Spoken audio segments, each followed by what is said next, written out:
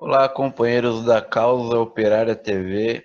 Começa agora mais um podcast, O Mundo em uma Hora, uma parceria entre a CEL TV e a Rádio Causa Operária, seu podcast de todas as segundas às 3 da tarde, que é exibido aqui na Causa Operária TV.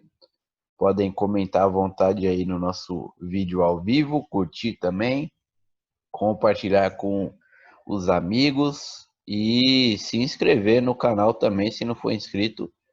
Também podem se tornar membros da Causa Operária TV por apenas R$ 7,99 por mês. Aí vocês já dão uma ajuda legal aí para a gente manter nossas atividades contra o monopólio da imprensa capitalista paga-pau do imperialismo. Estou aqui com o Sr. Eduardo Vasco, estou com o companheiro César Chanhot para a gente comentar um pouco sobre o noticiário internacional. Nesse programa aqui a gente vai falar especialmente sobre a América Latina. Tem bastante coisa rolando no nosso continente aqui. E aí, César, beleza? Como é que você tá? Bom dia, Vasco. Bom dia o pessoal que está ouvindo aí o podcast. Eu estou bem, e você? Tô tudo bom também. Boa noite aí para quem estiver assistindo e ouvindo de noite. Boa madrugada. Tem gente que às vezes fica de madrugada ouvindo. Boa tarde também, quem estiver ouvindo ao vivo. Vamos falar então já, César. Vamos comentar sobre a visita do Mike Pompeo aqui ao Brasil, né? Na semana passada ele esteve em Roraima e a visita serviu claramente para intensificar as ações injerencistas do imperialismo e seus capachos, como é o caso do governo Bolsonaro, contra o país governado por Nicolás Maduro. O Mike Pompeo esteve aí em Roraima, emitiu declarações, né, contra o governo venezuelano, fez uma demagogia dizendo que vai apoiar os imigrantes venezuelanos que estão no Brasil e teve ali mais uma vez o Ernesto Araújo como seu capacho, né, para pisar na cara dele, com todo o prazer por parte do Ernesto Araújo e do governo Bolsonaro, lambibotas que eles são dos Estados Unidos. Uma dessas ações aí do governo Bolsonaro foi justamente retirar o status diplomático do corpo de representantes do governo da Venezuela no Brasil, considerando eles como persona não grata, né? O que é uma coisa muito totalmente antidiplomática, uma e no entanto comum aí, uma prática comum que vem sendo estabelecida pelo governo Bolsonaro, né? Ser absolutamente antidiplomático com os países oprimidos pelo imperialismo e absurdamente lambibotas das potências imperialistas, particularmente dos Estados Unidos. Essa visita do Mike Pompeo ocorre em um giro que o secretário de Estado norte-americano vem fazendo pela América Latina, que é acompanhado da visita também à Guiana, país fronteiriço com a Venezuela, que tem um conflito territorial com Caracas, pela região do Essequibo, rica em recursos naturais, que a Venezuela reclama para si, e também a Colômbia, que é o grande pivô aí de ações do imperialismo na América do Sul contra a Venezuela. Além disso, na semana passada também, o Alto Comissariado para os Direitos Humanos das Nações Unidas, que é encabeçado pela pseudo-socialista Michelle Bachelet, ex-presidenta do Chile, acusou o governo do Nicolás Maduro de cometer crimes contra a humanidade, o que parece ser uma jogada totalmente casada, né, com essa visita do Mike Pompeo aqui no Brasil, A partir disso, diversos movimentos aí de solidariedade com a Venezuela no Brasil e na América Latina denunciaram tanto essa manobra da ONU como a visita do Mike Pompeo, como uma preparação para um ataque maior, inclusive para uma invasão da Venezuela. E aí, César, comenta um pouquinho sobre isso daí. Então, o Mike Pompeo visitou também o Suriname. Ele visitou o Suriname e a Guiana, que faz fronteira com a Venezuela. Ele chegou lá para conversar sobre também a Venezuela, mas ele comentou sobre os investimentos que a China tem feito no Suriname. Ele disse que isso tem um alto preço político, né? Que o Suriname meio que foi alertado de não receber investimento chinês no país. Nossa, uma clara ingerência, né, contra o pequeno país aí, ex-colônia holandesa, o cara, o representante do imperialismo chega lá e joga na sua cara, né, que não é para você fazer comércio com a China, é para você continuar sendo uma colônia dos Estados Unidos, mas é muita cara de pau do Mike Pompeo, não. Exatamente. Não, ele fez isso em praticamente todos os países que ele visitou, né? Ele praticamente chegou aqui como se os Estados Unidos fossem donos do território aqui para, tipo, ver o que está acontecendo com o território que saiu do controle, que é a Venezuela, né? É isso praticamente o que ele fez, né? É engraçado que os crimes contra a humanidade do Maduro, que foram aí apontados pelo relatório da ONU, surgiram exatamente no momento da visita do Mike Pompeo, né? Não foi nem uma coisa assim, tipo, um mês antes, um mês depois, uma semana antes, uma semana depois. Foi exatamente no mesmo período. Parece que, tipo, para já todo um movimento combinado para poder atacar a Venezuela, né? O, os crimes apontados aí contra a humanidade, segundo a ONU, tem que eu notei aqui, eles incluem assassinatos,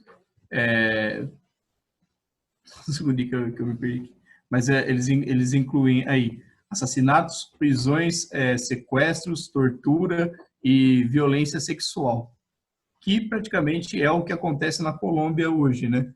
A perseguição vivida aí pela população na Colômbia por parte do governo do Ivan Duque, que é praticamente uma ditadura, não é praticamente, é uma ditadura, né? A população não pode aí se colocar contrário ao governo, não pode se colocar a favor do, do partido da FARC, né? Forças Revolucionárias Armadas Colombianas, que agora tem o nome de Forças. Eu não lembro, você lembra, Vasco, como é que é o nome do, do partido das Farc atual? Força Alternativa Revolucionária do Comum. Exatamente. Totalmente uma capitulação absurda dos ex-guerrilheiros, né? O nome até é meio estranho, né? Força Alternativa Revolucionária do Comum, só para manter a sigla FARC, né? Mas aí também os militantes desse partido são perseguidos, né? Os, os movimentos populares, o pessoal que participa de movimentos camponeses são perseguidos, vêm sendo massacrados compulsivamente pelo governo colombiano. Só que o governo colombiano ele não é assim nem de longe criticado, tanto que ele é criticado quanto a Venezuela. Pelo menos eu não me lembro da ONU ter feito nenhum relatório contra os direitos humanos que apontasse alguma coisa na Colômbia, né? Que o problema é a Venezuela. Só que quando você vai descrever a Venezuela, se você está assim desatento, parece que você está lendo o que está acontecendo na Colômbia, né? O que a polícia colombiana faz com a sua população. É até aquele Não, negócio, né? Parece até, tipo, o pessoal da ONU, nos Estados Unidos, eles não sabem muito bem de geografia, parece que eles erraram o país, né? Tipo assim, eles miraram a Colômbia, só que é certo a Venezuela, né? Tipo, que nem quando o pessoal fala que o Buenos Aires é a capital do Brasil, né? Mais ou menos isso. Não, então. E a Michelle Bachelet, né, que supostamente uma esquerdista, foi representante do Partido Socialista do Chile e, e que a esquerda da América Latina acreditou que ela chegando no Alto Comissariado para Direitos Humanos da ONU, seria minimamente democrática, progressista, para denunciar as verdadeiras violações de direitos humanos pelo mundo, mas o papel dela se resume em atacar a Venezuela, porque ela não fala nada sobre o Chile. O que ela fala sobre o Chile, governado pelo Pinheira, que é um proto-Pinochet, e é o país dela, nem se compara com o que ela fala sobre a Venezuela do Maduro.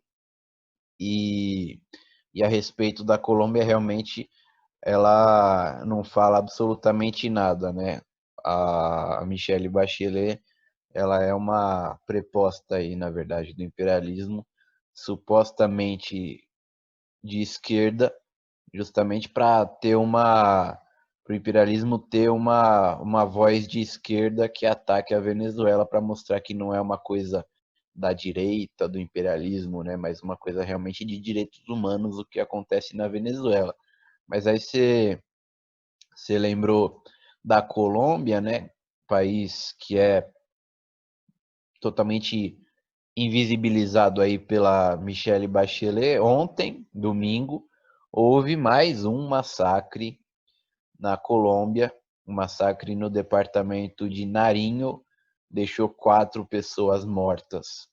Já são 61 massacres ocorridos na Colômbia somente neste ano de 2020. Os departamentos, né, que são como se fossem estados colombianos com maior número de massacres são Antioquia, com 14, o departamento de Cauca, com 9 massacres, Narinho, que foi palco de um massacre ontem, também 9, e o norte de Santander, com 6 massacres, de acordo com o Instituto de Estudos para o Desenvolvimento e a Paz da Colômbia. São massacres, assim, semanais que acontecem na Colômbia contra jovens da, da classe trabalhadora, pobres, e, e também, principalmente, contra camponeses, indígenas, defensores dos direitos humanos, ativistas sociais, militantes de esquerda, ex-guerrilheiros, ambientalistas. O que acontece na Colômbia é um genocídio praticamente e não é alertado pela ONU, que prefere atacar de uma maneira totalmente suja e injusta o governo da Venezuela, violando o próprio direito internacional. A gente entrevistou no correspondente internacional da quinta-feira passada uma advogada constitucionalista venezuelana e ela relembrou, né, que esses relatórios da ONU sobre a Venezuela em relação aos direitos humanos e supostos crimes contra a humanidade levam em consideração somente as acusações feitas pela oposição de direita ao governo do Nicolás Maduro. Somente relatos jornalísticos da imprensa burguesa venezuelana, que é totalmente contrária ao governo e manipuladora, mentirosa. A imprensa venezuelana é tão ou mais mentirosa quanto a imprensa brasileira. A maior parte dos veículos de comunicação da Venezuela se assemelham mais com uma revista Veja, com um antagonista, do que propriamente com qualquer tipo de veículo minimamente isento, né?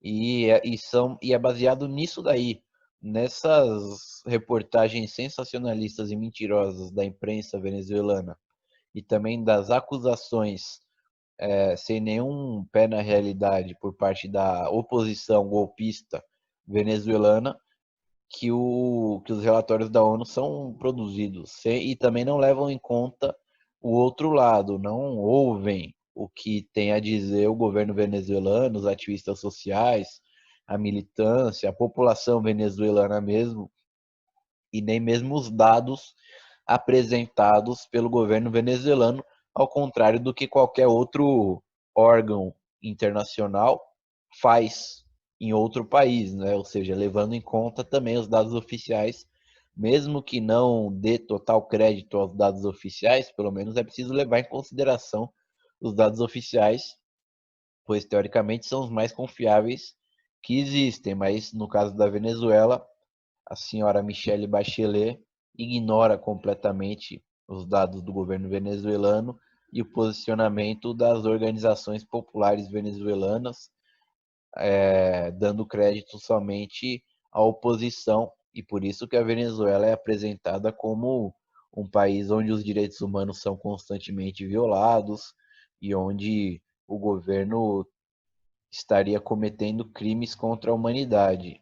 Uma coisa que essa mesma advogada constitucionalista me mostrou, né, é que a ONU costuma fazer esse tipo de coisa, acusar de crimes contra a humanidade presidentes de países que estão a ponto de serem invadidos pelos Estados Unidos, pelo imperialismo de modo geral, né?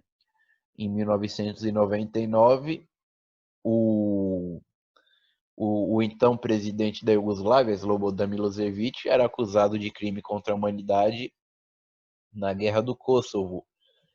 No mesmo ano, a Iugoslávia foi bombardeada pelos Estados Unidos e pela OTAN.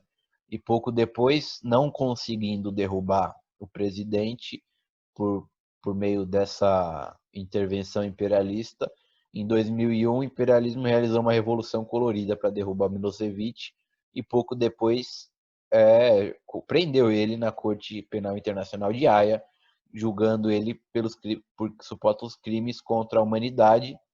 Ele que ficou preso até 2006, quando morreu de maneira muito suspeita lá em Haia, não tendo terminado o seu julgamento. Em 2016, a Corte Penal Internacional terminou finalmente o julgamento dele, não tendo encontrado provas de crimes cometidos contra a humanidade, portanto, inocentando o Slobodan Milosevic.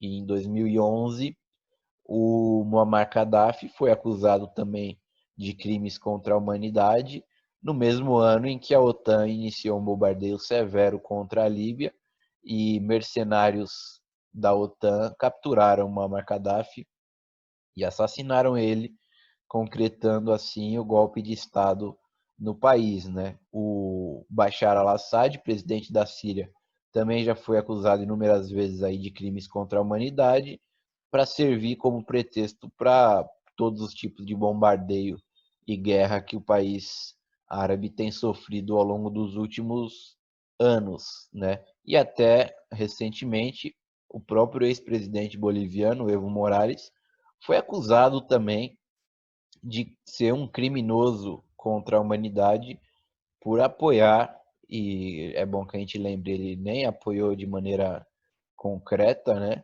os protestos contra o golpe na Bolívia, que acabaram fechando algumas rodovias, né? O que é uma coisa absurda, né? Chamar protestos que fecham rodovias de ser um crime contra a humanidade, enquanto que o governo que está sendo vítima desses protestos está assassinando gente a rodo no país. Mas Nesse caso aí do Evo é até brincadeira justificativa, né? É um negócio assim, dá risada, né? Que os crimes contra a humanidade seriam por cerceamento do direito de ir e vir, com o fechamento das rodovias. É um negócio assim, meu, você poderia então acusar todos os governos do PSDB por crimes contra a humanidade por conta da lotação de ônibus que tem em São Paulo, que também restringe o direito de ir e vir da população, né? O pedágio também, que seria um crime contra a humanidade. Qualquer coisa poderia ser um crime contra a humanidade, né? Se você é, tentar usar esse argumento aí. então, congestionamento de rodovias, tráfego intenso aí, imagina, no Réveillon, então o Réveillon em si é um crime contra a humanidade, uma vez que fica 3 dias seguidos aqui em São Paulo, por exemplo, a imigrantes totalmente lotada aí para o pessoal ir para a praia, né? Então é uma coisa É. ridícula. Agora que eu consigo entender um pouco o ódio da esquerda pequeno-burguesa contra o futebol, né? Porque quando o seu time aí ganha algum campeonato, você quer sair para a rua comemorar, né? Aí você acaba, o pessoal sai para a rua, congestiona as avenidas aí. Então, as torcidas de futebol, elas cometem crimes contra a humanidade, né? Porque elas estão fechando ruas aí para comemorar o título do time do coração, né? É uma coisa engraçada isso daí. Agora, já que a gente falou da Bolívia, César, do Evo Morales, né? Vai estar se aproximando aí as eleições presidenciais na Bolívia e um fato importante que aconteceu na semana passada foi a desistência da Jeanine Áñez como candidata presidencial, né? Ela que é a atual presidenta de fato do país, que assumiu após o golpe de Estado, que vai completar um ano aí, e ela desistiu justamente para tentar unir as forças de direita contra o candidato do MAS, o Luiz Arce, apoiado pelo Evo Morales, que é o primeiro colocado nas pesquisas eleitorais aí e disparado, né? O segundo colocado é o Carlos Messa, está mais de 15 pontos percentuais atrás dele, e a direita boliviana está desesperada. Com certeza ela vai fazer de tudo, vai utilizar todos os artifícios legais e ilegais para impedir que o Luiz Arce seja eleito presidente da República, o que significaria a volta daqueles que foram derrubados um ano atrás ao governo da Bolívia. E uma coisa, o que seria uma coisa inédita, né? Em um golpe de Estado.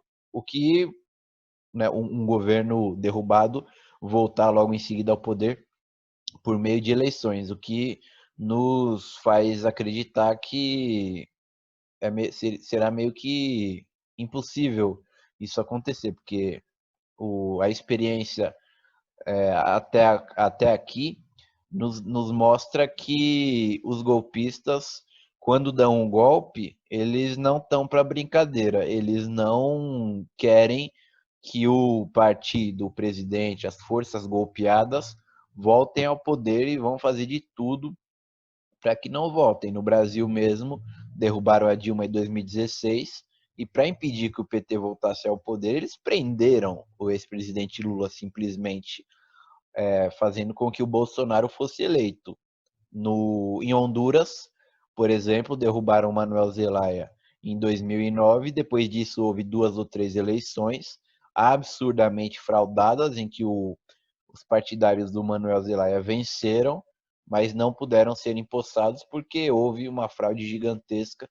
Inclusive, nas últimas eleições de 2017, é, o, o, os partidários do Zelaya foram é, venceram as eleições e no finalzinho, no final da noite, para apurar os votos, deu uma pane geral no sistema e quando voltou, o Juan Orlando Hernandes, de repente, por um milagre, estava na frente, né? O que mostra que foi uma fraude gigantesca. Nos outros países em que houve a mesma coisa, a gente vê o mesmo processo. No Equador, o Lenin Moreno foi eleito com o apoio do Rafael Correa, traiu totalmente a base eleitoral do Correa, mandou prender todo mundo, prendeu o ex-vice-presidente Correa, exilou o Correa, se o Correa voltar para o Equador vai ser preso, e o Correa não pode nem ser candidato a presidente e, quiçá, não possa ser candidato a vice-presidente, porque os golpistas equatorianos, no país que vai ter eleições no ano que vem, estão perseguindo totalmente aí os partidários do Correia, que estão sendo obrigados a fazer uma série de malabarismo, mudando de partido, criando novas legendas, fazendo uma série de acordos, de alianças, para tentarem ter alguma chance eleitoral. Então, o que acontece na Bolívia, muito provavelmente o que aconteceu nesse país, muito provavelmente vai acontecer na Bolívia também, ou seja, o impedimento do Luiz Arce de ser eleito presidente do país. Então, só uns comentários que eu acho que é importante fazer ainda sobre a Colômbia, que eu acabei não fazendo. É, um deles é que o Mike Pompeo em visita a, a Colômbia, que é o país aí mais alinhado com os Estados Unidos, junto do Brasil, talvez, disse que a Venezuela esconde terroristas, né? E nessa comunicação que foi feita aí pelo Mike Pompeo, o Ivan Duque chamou a comunidade internacional a agir contra a Venezuela, que é praticamente um chamado aí a uma guerra contra o país, né? A gente precisa ficar muito esperto e fazer uma mobilização totalmente contrária a uma possível guerra contra a Venezuela. Só mais um comentário sobre a Colômbia, que você comentou de um massacre que tinha ocorrido. Aqui no Brasil está sendo noticiado um outro massacre que aconteceu na Colômbia na noite desse domingo, o que é estranho, né? Porque geralmente a imprensa burguesa brasileira não noticia os massacres que vêm ocorrendo na Colômbia. Só que esse está sendo aí divulgado porque um general da Colômbia, o general Marco Mamboy Majorga, ele está acusando aí as Farc de ter sido o responsável por um massacre em uma rinha de galo, né? Que a gente não sabe nem se é verdade, mas é estranho, né? Porque são 61 massacres contrários aí aos movimentos populares. No caso, o primeiro que é imputado aí para as Farc, a imprensa burguesa, ela noticia aqui no Brasil, né? Sobre a Venezuela, sobre a Bolívia, né? A Jeanine Áñez, ela possui aí, se não me engano, 13% dos indicativos aí de voto para presidente, né? O Carlos Mesa, que é ex-presidente do país, que foi um dos presidentes derrubados pela população no começo do século, na chamada, agora não me lembro se foi na Guerra da Água ou na Guerra do Gás, que o Carlos Mesa foi derrubado.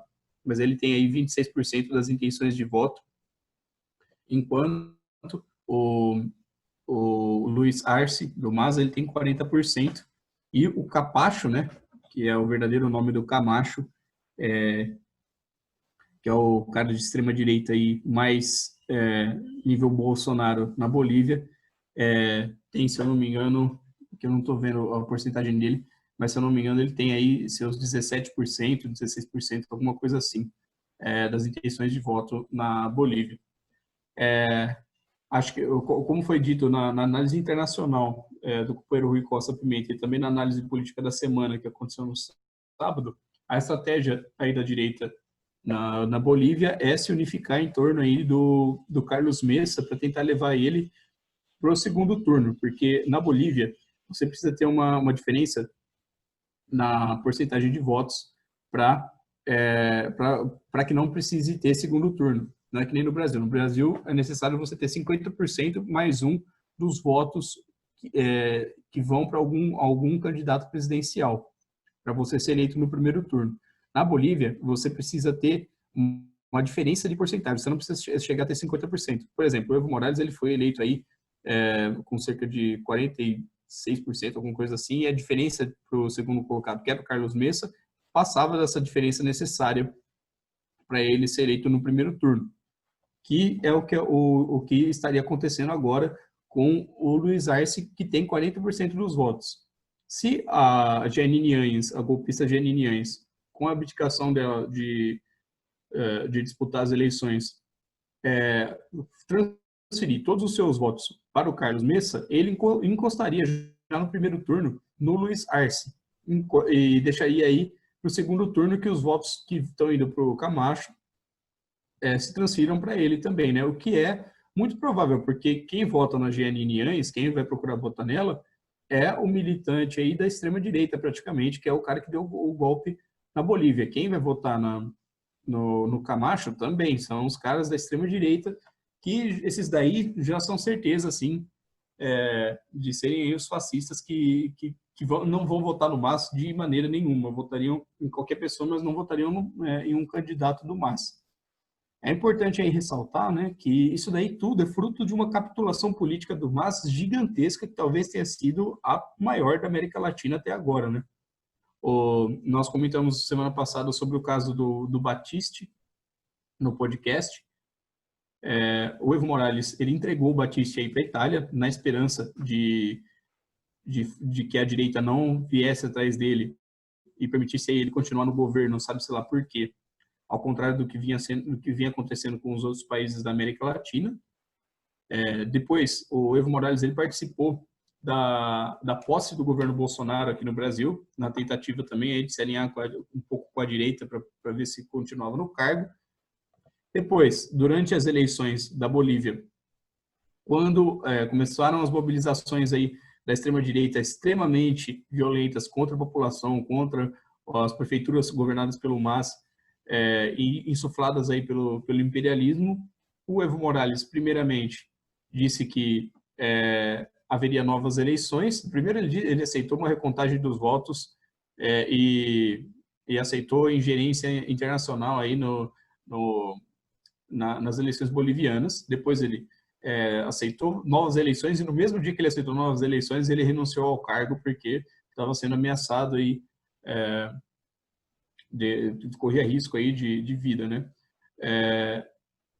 Agora, mais recentemente, a população se organizou para exigir novas eleições e o MAS também deu uma capitulação, capitulou de uma maneira assim muito vergonhosa nessa questão, porque a população estava no auge assim da greve geral, muito mobilizada para que houvesse as eleições em setembro. Como não daria tempo dessas eleições ocorrerem no dia 6 de setembro, a nova palavra de ordem foi que essas eleições ocorressem no dia 11 de outubro, mas aí o MAS aceitou a proposta da direita aí de fazer no dia 18 de outubro. Parece até assim que é justamente para mostrar para a direita que eles vão capitular, porque é uma semana de diferença e eles preferiram, tipo, não, vamos aceitar o que o Congresso está propondo, não sei o quê. Quando, na verdade, o que eles deveriam ter feito é ter mantido a mobilização da população com alguma palavra de ordem que resultasse aí no fim do governo golpista, ao invés de simplesmente pedir novas eleições da maneira como essas eleições vão ocorrer na Bolívia, que a gente sabe que são eleições extremamente antidemocráticas, né? Como a gente viu aí, a direita ela vai tentar se agrupar em torno de um candidato único aí. A gente não sabe se essas eleições elas estão corretas, se elas estão sendo manipuladas em favor da direita. A gente não tem como saber se as eleições, se os votos vão ser realmente contados de maneira correta, porque o que acontece na Bolívia é uma ditadura praticamente. Então não tem como a gente saber se essas eleições elas vão mostrar o resultado verdadeiro daquilo que a população realmente escolher através do voto. E também, se o MAS viesse a ser eleito aí com o Luiz Arce, a gente também não tem como saber se no dia seguinte eles não vão colocar o exército na rua e falar, não, agora acabou qualquer fingimento democrático, acabou qualquer superficialidade democrática, agora é uma ditadura para valer mesmo, ninguém vai escolher mais quem vota aqui na Bolívia, porque eles não deram um golpe de Estado à toa para depois de um ano colocar o MAS de volta. Somente a população aí é que tem o poder nas mãos de garantir que uma ditadura não se estabeleça de fato, de vez, na Bolívia, e não vai ser somente através das eleições, né? A população precisa sair às ruas, precisa intensificar a greve que vem acontecendo, a greve nacional aí, mas aí a gente vê que o MAS ele tem capitulado bastante e ele tem tentado ir para as vias institucionais, mesmo com tudo que tem acontecido no país. Mas tem sido amortecido muito as mobilizações da COB, né? A COB a gente vê que é um movimento muito mais radical que o próprio MAS, mas pelo fato de o MAS ser o majoritário na COB, né? Ou seja, ter um certo controle da Central Operária Boliviana, acaba subordinando essa central sindical à política reformista do MAS, né? Política, inclusive, no último ano, capituladora do movimento ao socialismo. E se a direita impediu que o Evo Morales assumisse, tendo ele sido eleito em 2019, né? Por que não faria novamente, né, com o Luiz Arce? Então é muito complicada a situação da esquerda boliviana, acreditando que as eleições vão resolver a situação do país, sendo que deveriam já ter apreendido que com o golpe do ano passado que não adianta ganhar as eleições. Se a direita quiser, ela controla todo o aparato do Estado burguês e pode fraudar as eleições, anular essas eleições, né? Por isso que o caminho tem que ser esse que a COB tem tentado praticar de uma maneira ainda muito tímida, né?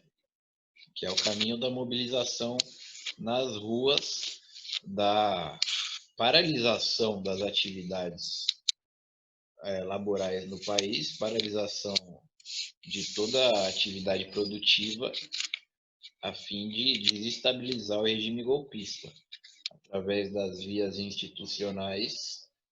É uma coisa meio que inócua, uma vez que a direita golpista controla essas instituições e controlava, né, a gente dá para concluir, mesmo antes de assumirem o poder, uma vez que eles fraudaram as eleições de 2019, impedindo que o Evo Morales assumisse novamente o poder no país, né? Agora,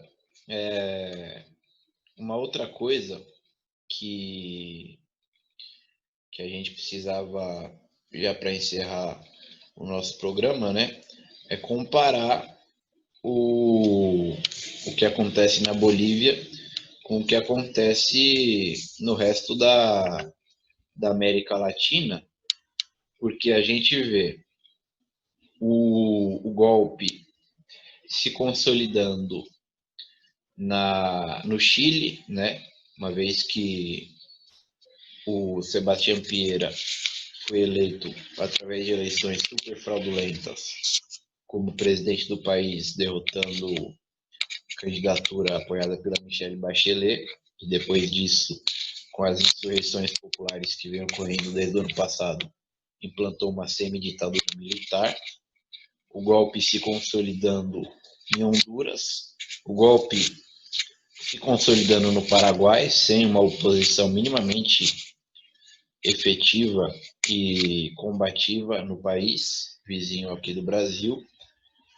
A gente vê também aqui no Brasil o golpe, embora não esteja efetivamente consolidado, existe uma adequação total de todas as forças que pertencem ao jogo institucional ao regime político golpista, sejam elas da direita, sejam elas da esquerda. Uma coisa que pode repetir o que aconteceu no Paraguai, e a gente vê que o Paraguai é o país aí menos instável para a direita, né? E nos governos que ainda sobraram da esquerda, no caso México e Argentina, que tiveram presidentes de esquerda eleitos no último período, presidentes ultramoderados, a gente percebe que esses presidentes ultramoderados, muito mais moderados do que os presidentes de esquerda do período anterior, estão sendo vítimas de um processo constante de desestabilização por parte da direita, que pode levar, inclusive, a golpes de Estado nesses dois países. A gente viu aí o Alberto Fernandes sendo vítima de protestos policiais, a gente viu também o Macri envolvido nesse próprio pedido aí de destituição do Alberto Fernandes. A gente viu um ex-presidente do país, do Eduardo Dualdi, falando que não vai ter eleições legislativas em 2021 porque os militares vão dar um golpe.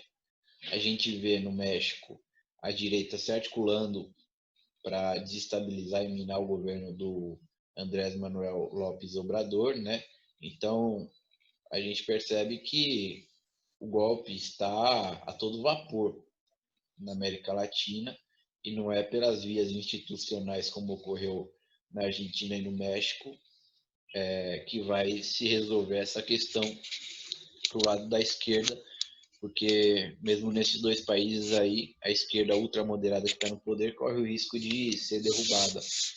E pelas vias institucionais também a esquerda tenta voltar ao poder na Bolívia e no Equador, mas a direita que controla essas instituições está fazendo de tudo para impedir, vai fazer de tudo para impedir e possivelmente vai impedir a esquerda de voltar ao poder nesses países aí pela via institucional, né? Então é um recado muito decisivo aí para a esquerda brasileira, até porque a gente vai ter eleições aqui no uma parcela da esquerda está acreditando que vão servir para mudar alguma coisa, né? Mas a gente viu que até mesmo as eleições presidenciais em vários países não serviram para mudar absolutamente nada, então eleições municipais é uma piada que podem realmente mudar alguma coisa. Vamos para o seu comentário final, César, para a gente já encerrar o nosso podcast. Opa. Não, então, eu acho que o importante de ressaltar disso daí é que a burguesia imperialista aí, ela está vindo para cima da América Latina para realmente esfolar a população, para fazer a população aí passar fome, para ela conseguir sustentar o regime político e o seu nível aí de riqueza e tudo mais, né? Você vê que os índices, por exemplo, da fome na América Latina, da fome no Brasil, eles têm crescido muito. O Brasil aí, nós tivemos recentemente pesquisas que apontam números assustadores de fome desde 2018, desde que o golpe, desde do final aí do governo Temer, que foi o primeiro governo golpista aí do Brasil. E a direita, a burguesia, ela não está conseguindo sustentar o mínimo para a população. Ela precisa que a população passe fome para que sobre aí mais pães para a burguesia, né? No caso aí, nem mesmo o Bolsonaro conseguiu aquele projeto que ele está tentando lá, o Renda Brasil. Você vê que está proibido, ele disse que o governo dele está proibido de comentar sobre o assunto, porque justamente a burguesia provavelmente chegou aí, os grandes bancos chegaram aí e falaram, mano, não, você não vai dar dinheiro para a população, você tem que ir para cima dela com o fuzil para tirar a comida dela se for necessário, né? Mas você não pode dar uma esmola para a população, você está ficando louco. Você vê também a questão do auxílio emergencial, que o Bolsonaro aí vem cortando sucessivamente, né? Hoje, por exemplo, saiu uma matéria no DCO, no Diário Causa Operária, falando que a população brasileira perdeu, em média, aí 20% da sua renda, da renda que tinha, justamente pela política do governo Bolsonaro, né? Então, é isso que a burguesia internacional, a burguesia imperialista, ela não consegue manter. É por isso que ela não consegue aceitar nem mesmo os governos extremamente moderados da esquerda, né? Por exemplo, Alberto Fernandes não era nenhum homem da esquerda, né? Ele era um cara da ala direita do Partido Peronista, um cara ligado ao mercado financeiro, mas por um pouquinho de relação que esse governo tem aí com os trabalhadores por conta da Cristina Kirchner, o governo não pode se sustentar. A burguesia internacional, a burguesia imperialista quer tirar o governo do poder. O mesmo aconteceu com o Pepe Mujica, e a ala dele, do Tabaré Vázquez, no Uruguai, que é extremamente moderada. A gente vê aí o Lacalle Pou chegando no governo com a extrema-direita aí. No Chile, a mesma coisa. A gente comentou da Bachelet, a gente falou sobre a política dela contra a Venezuela na ONU e tudo mais, mas no Chile, nem mesmo uma Bachelet extremamente moderada pôde ser mantida aí com a sua política, né? Eles colocaram o Sebastián Piñera lá no Chile. A mesma coisa vem acontecendo no México. Então, é para isso que a gente tem que se preparar aí para um agravamento aí da nossa condição de vida. e lutar contra essa posição, né? Aí eu queria deixar meu convite aí aos companheiros que estão assistindo a gente para, se eles quiserem lutar aí, se juntarem ao PCO aí nessa luta contra a direita, contra o imperialismo e por uma melhoria significativa aí da condição de vida da classe operária. Boa, César. Inclusive, também queria convidar você aí que está ouvindo o nosso podcast a deixar a sua curtida e a compartilhar o nosso podcast aí com seus amigos nas redes sociais. Podcast O Mundo em uma Hora, que é apresentado todas as segundas-feiras às 3 da tarde. E a gente vai ficando por aqui com o nosso podcast. A gente volta na próxima segunda às 3 da tarde para debater aí mais assuntos da política internacional comigo, Eduardo Vasco, e com o companheiro César Chanhot. Muito obrigado a todo mundo. Continuem com a programação da Causa Operária TV. Valeu!